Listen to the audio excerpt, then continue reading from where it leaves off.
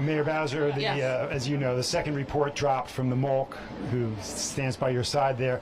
I'm just wondering, we've had your reaction. I'm really wondering about what's the next step, and if you can update us, or the MOLC can update us on the settlement talks, if any, with either or both of the two women who are represented by counsel. I'll let Vanessa. Hi everyone.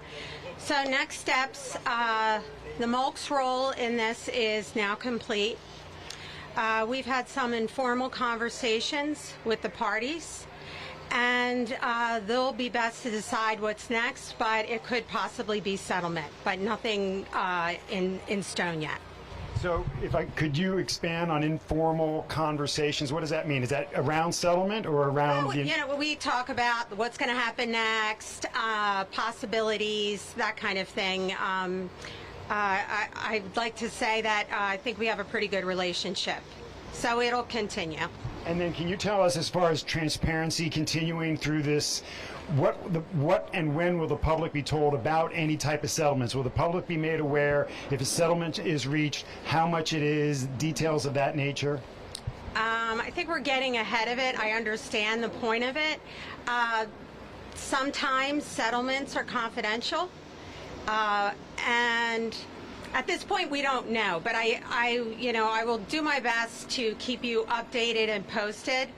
But usually this kind of stuff is not public. So, Mayor Bowser, if I could just follow up with you, because this is very reminiscent to me of a conversation I had with the two of you at the very first press conference when I asked about releasing the findings of the investigation. And then, Mayor Bowser, your attorney was very, rigid in that they don't release stuff. You said that you probably would release something, and in fact you did. So I'm just wondering, what is your commitment, Mayor Bowser, to the public about transparency when it comes to a settlement with either or both of these women?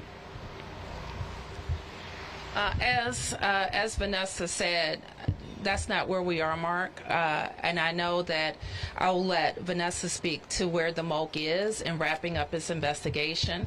I'm grateful to them for handling a thorough process. I'm grateful to our investigator who worked diligently to get these reports, the investigations conducted, and the reports released. We have issued the summary of findings in both cases, and that really completes the MOLC's part of the investigation. Well, who conducts these negotiations? If there were settlement negotiations, is it not that office that conducts that? Would that be someone else conducting that? But we're not prepared to talk about a settlement. Vanessa, does MOLC have any sense or understanding if anyone in the administration besides Mr. Falcicchio knew what he was doing with these women?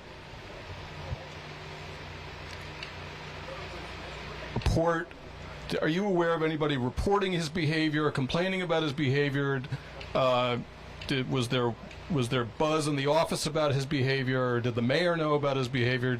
Was anybody in the administration aware of anything that was going on with him? These are now two complainants. It goes back 3 years, and it's sort of an obvious question. Yeah, thank you for actually clearing that up. I will tell you, throughout the investigation, every witness was asked, have you witnessed anything, or do you have any knowledge, or have you heard anything? I can say through, I think it was maybe 20-something or 30-something witnesses, we did not hear anyone say they knew of sexual harassment of the former deputy mayor to the complainants.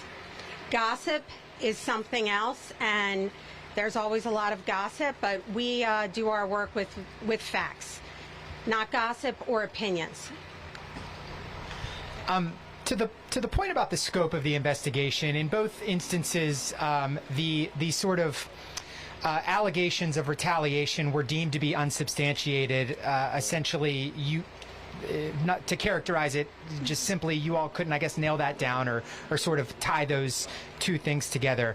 I'm curious if I know the mayor has taken action to sort of begin the process to look at management practices, but as it relates to the scope of the investigation, would you say it was still thorough enough, given the fact that you sort of weren't able to substantiate some components of retaliation because it was outside the scope, or you just couldn't really tie that down? Okay.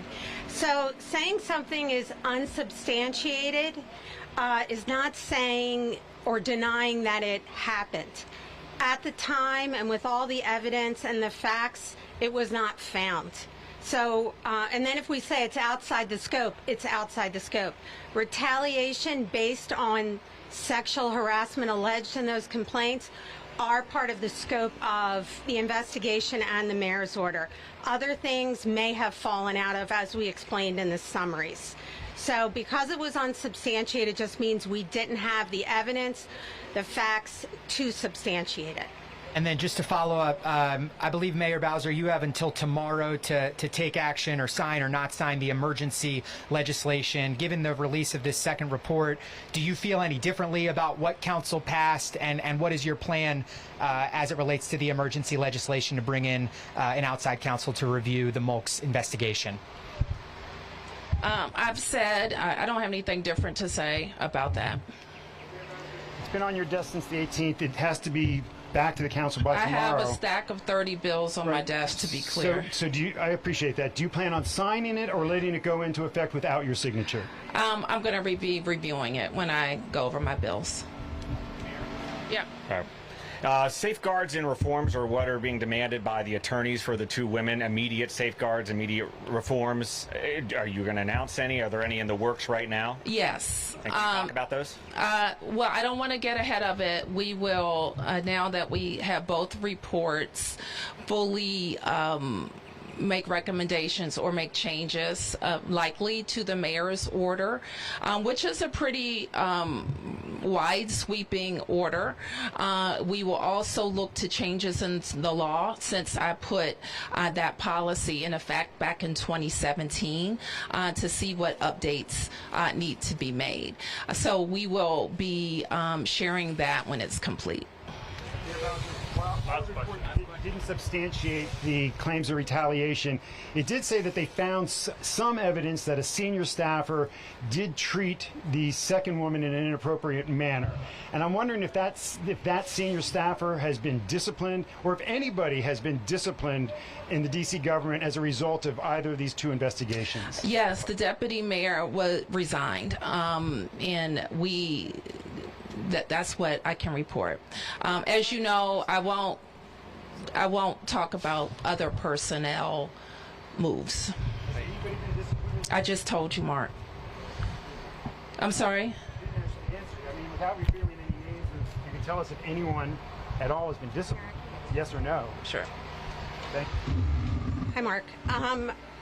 Regarding the senior staffer and the couple sentences about that, we did say, I think in the summary, that it didn't rise to an adverse action against that staffer. How people behave and deal with each other in the office, we all wish we could behave better. I'm sure my colleagues say that about me. But what occurred here didn't rise to any level of any kind of adverse action against that person. Thank you. Thank you.